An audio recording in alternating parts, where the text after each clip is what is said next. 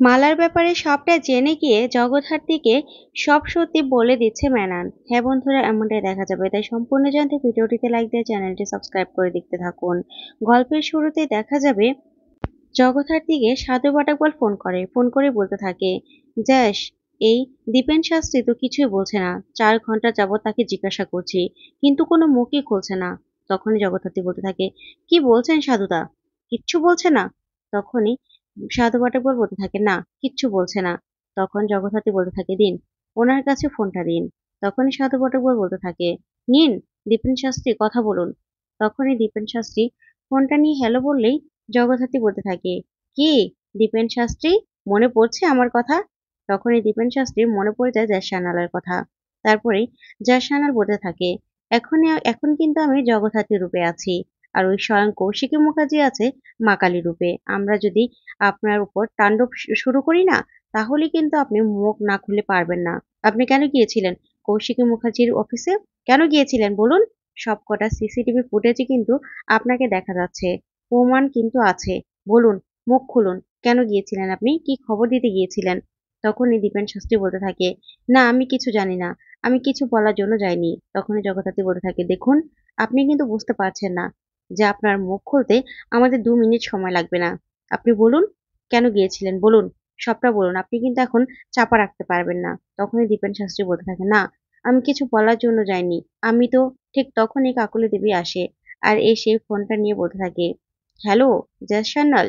তখনই কাকুলি দেবীর গলা শুনে অবাক হয়ে যায় জগদ্ধাত্রী। তখন কাকুলি দেবী বলতে থাকে, আমি কাকুলি দেবী বলছি। শোনো, কৌশিকী মুখার্জির অফিসে একটা ম্যাগাজিন বের হয় না, সেখানে দীপেন মামা জ্যোতিষশাস্ত্র নিয়ে একটা খবর ছাপানোর কথা ভেবেছিল। সেই জন্যই কৌশিকী মুখার্জির কাছে গিয়েছিল সেই ব্যাপারে কথা বলতে। তখনই সেই কথা শুনে অবাক হয়ে যায় জগদ্ধাত্রী আর বলতে থাকে, আপনি চালাক অনেক, কিন্তু আপনি বুদ্ধিমতী নন। এই কথা শুনে কাকুলিদি বলতে থাকে, জগদ্ধাত্রী। তখন জগদ্ধাত্রী বলতে থাকে, একদম চিৎকার করবেন না, একদম চিৎকার করবেন না। শোনেন, আপনি যেখানে দাঁড়িয়ে আছেন না, সেটা আমাদের অফিস, সেখানে আমি বসি। আর আমি না রীতিমতো সব রকম পরীক্ষা দিয়ে সেখানে বসার সুযোগ পেয়েছি। আপনার মতো নয় যে পাবলিকের সামনে মিথ্যে বক্তৃতা দিয়ে, প্রতিশ্রুতি দিয়ে তারপরেই দায়িত্ব পেয়েছি। তখন এই কথা শুনে কাকুলি দেবী চমকে যায়। তখন জগদ্ধাত্রী বলতে থাকে, শুনুন, আপনি ভাববেন না যে যা আপনি বলছেন সেটাই সত্যি, আর সত্যিটা তো বের করবই। তখনই কাকুলি দেবী বলতে থাকে, কি করে বের করবে? এবার না কৌশিকী মুখার্জি হেরে যাবে। বুঝতে পেরেছো? কৌশিকী মুখার্জি হেরে যাবে।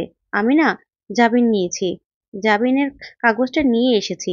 দীপেন মামাকে এখনই আমি ছাড়িয়ে নিয়ে যাচ্ছি। কি করতে পারবে তোমার ডিপার্টমেন্ট? কিচ্ছু করতে পারবে না। অনেক বইতে আছে, শাস্ত্র পড়েছো তো? তোমাদের কৌশিকী মুখার্জি এবার হেরে যাবে, আমার কাছে হেরে যাবে। তখনই জগদ্ধাত্রী বলতে থাকে, আমার না মনে হচ্ছে আর বেশি দিন সময় নেই। আপনি কিন্তু আর টিকতে পারবেন না। জানেন তো, আপনার এবার অহংকার হতে শুরু করে সবকিছু ভেঙে পড়বে। তখন এই কথাতেই কাকলি দেবী বলতে থাকে, কিচ্ছু করতে পারবে না, তোমরা চেষ্টা করে দেখতে পারো। এই বলে ফোনটা রেখে দিয়েই তখন দীপেন শাস্ত্রীকে বলতে থাকে, চলুন দীপেন মামা, আর কি সাধু ফাটাকবাল, আপনি আটকে রাখতে পারবেন তো? পারলেন না তো? তখনই সাধুতা বলতে থাকে, শুনুন, সর্ষের মধ্যেই কিন্তু ভূত আছে, আর সেই ভূতটা স্বয়ং জ্যাস সান্যাল খুঁজে বের করবে। তখন এই কথাতে কাকুলিদি বলতে থাকে, কোনো ভূত টুত নেই, বুঝতে পেরেছেন? দীপেন মামা চলুন। এই বলে দীপেন মামাকে নিয়ে চলে যায় কাকুলি দেবী। তারপরে দেখা যাবে দীপেন মামাকে বাসায় নিয়ে বলতে থাকে, কি ডিপার্টমেন্ট থেকে সেই তো আমিই ছাড়িয়ে আনলাম, না হলে সাধু পটাকবল কি জিনিস আপনি জানেন? আজকে আপনার সাথে কি কি হতে পারতো? তখন এই কথাতেই দিব্যা বলতে থাকে, ঠিকই বলেছে কাকুলি দেবী, আপনার আজকে সাথে কি যে হতে পারতো সেটা আপনি নিজেও জানেন না। তখনই দীপেন শাস্ত্রী বলতে থাকে, এই, আপনি কথা বলছেন কেন? আপনি কথা বলছেন কেন? তখনই কাকুলি দেবী বলতে থাকে, ও কথা বলবে, বুঝতে পেরেছো, ও কথা বলবে। তখনই দীপেন মামা বলতে থাকে, শোন কাকুলি, আমি না, আমার গণনা কখনো ভুল হয় না। তোদের তোদের ধ্বংস না খুব তাড়াতাড়ি আসছে, তোরা শেষ হয়ে যাবি, একদম শেষ হয়ে যাবি। তারপরেই কাকলি দেবী বলতে থাকে, না, তোমার গণনা এবার ভুল প্রমাণিত হবে, বুঝতে পেরেছো? তখনই দীপেন শাস্ত্রী বলতে থাকে, তুই তো আমাকে এমনি এমনি ছাড়াতে যাসনি, আমি যদি মুখ খুলি সেই জন্য তুই ছাড়াতে গিয়েছিলি, কি ভেবেছিলি আমি জানবো না? কিন্তু এতেও না তোর শেষ রক্ষা হবে না, হবে না তোর শেষ রক্ষা। তখনই এই কথা শুনে দিব্যা বলতে থাকে, আচ্ছা আমার হাতটা দেখে বলুন তো, আমার কি চলছে এখন? তখনই দীপেন মামা তার হাতটা দেখে বলতে থাকে, রাহু শনি গ্রহ সব একসাথে চলছে, সব শেষ হয়ে যাবে, তোমরা সবাই শেষ হয়ে যাবে, তোমরা মরবে মরবে, তুমি, কাকুলি আর ওই মালা, সবাই মরবে। তখন এই কথা শুনে অবাক হয়ে যায় দিব্যা।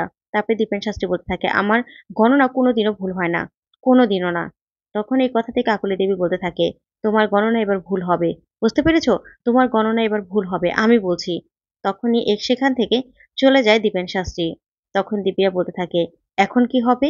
এই দীপেন মামার গণনার আগে কখনো ভুল হয় না? তখন কাকলি দেবী বলতে থাকে, এবার ভুল হবে। ওই কৌশিকী, ওই কৌশিকীর খারাপ দিন শুরু হয়ে গেছে। যেদিন থেকে মালা ও বাড়িতে ঢুকেছে না, সেদিন থেকে কৌশিকের খারাপ দিন শুরু হয়ে গেছে। ওই মুখার্জি পরিবার আস্তে আস্তে গ্রাস করে নেবে আমার মালা, শেষ করে দেবে। পুরো কৌশিকী মুখার্জির পুরো সাজানো বাড়ি ঘর সবকিছু শেষ করে দেবে। আর এবার দীপেন মামার সব গণনা ভুল হবে, আমি বলছি, আমি। তখন এই কথা শুনেই অবাক হয়ে যায় দিব্যা সেন। ওইদিকে দেখা যাবে মালা ওয়াশরুম থেকে বেরিয়ে একটু স্বস্তি নিতে থাকে। ঠিক তখনই মেনান ফোন করে। মেনানের ফোন ধরেই অবাক হয়ে যায় মালা। তখন মেনান বলতে থাকে, আমি মেনান বলছি। তখনই মালা বলতে থাকে, মেনান, কেন ফোন করেছো? কেন ফোন করেছেন আপনি? তখনই মেনান বলতে থাকে, খুব বড় ডান মারার জন্য মুখার্জি পরিবারে ঢুকেছেন, তাই না? তখন মালা বলতে থাকে, কি বলতে চান আপনি? তখন মেনান বলতে থাকে, সেই মুখার্জি পরিবার আর সহ তার কোম্পানি সবকিছু গ্রাস করতে চাইছেন আপনি, না? কিন্তু কিচ্ছু পারবেন না, আপনি ভুল করে ফেলেছেন। ওই কৌশিক মুখার্জির কোম্পানিতে ঢুকে আপনি ভুল করে ফেলেছেন। তখনই মালা বলতে থাকে, আপনি কি করে জানলেন? তখন মেনন বলে, আমার এঞ্জেল, আমার এঞ্জেল ও বাড়িতে আছে, তার চোখের জল আমি দেখবো না, তাই আমি সাবধান করে দিচ্ছি। কোনো রকম কোনো ক্ষতি করার চেষ্টা করলে কিন্তু ভালো হবে না। আমি জানি সবটা। আপনার সাথে উৎসবে কি সম্পর্ক ছিল, কি সম্পর্ক ছিল, আপনারা ডেটে যেতেন, যত রকম বান্দরামো ছিল সব করতেন, আপনাদের নামে কেসও হয়েছে। কি ভেবেছেন আমি জানি না? আমার থেকে বেশি আর কেউ জানে না। আমি আর আরেকজন, এই দুজন মুখ খুললেন আপনি শেষ হয়ে যাবেন। তখন মালা বলতে থাকে, আরেকজনকে? তখনই মেনন বলতে থাকে, দেবু গাঙ্গুলি। তখন এই কথা শুনে মালা ভয় পেয়ে যায়। তারপরেই মেনন বলতে থাকে, দেবু গাঙ্গুলি এখন একজন পিতা, ঠিক আছে? আমি, আমিও কিছু নয়, ওই জ্যাস সানালও কিছু নয়, কৌশিকী মুখার্জিও কিছু নয়, কিন্তু একজন পিতা, একজন পিতা কিন্তু সবকিছু পারে। তাই সাবধান, সাবধান করে দিলাম। আর কাকুনকেও কিন্তু আমি আমার মেয়ের মতো দেখি। তাই যেদিন আমি প্রকাশ চ্যাটার্জির বউয়ের খবর পেয়ে যাব না, সেদিন পুরো ঘোলা পানি ফিল্টার হয়ে যাবে। বুঝতে পেরেছেন? সবকিছু ক্লিয়ার হয়ে যাবে। তাই প্রকাশ বাবুর স্ত্রীর নামে আমি খুঁজে বের করব।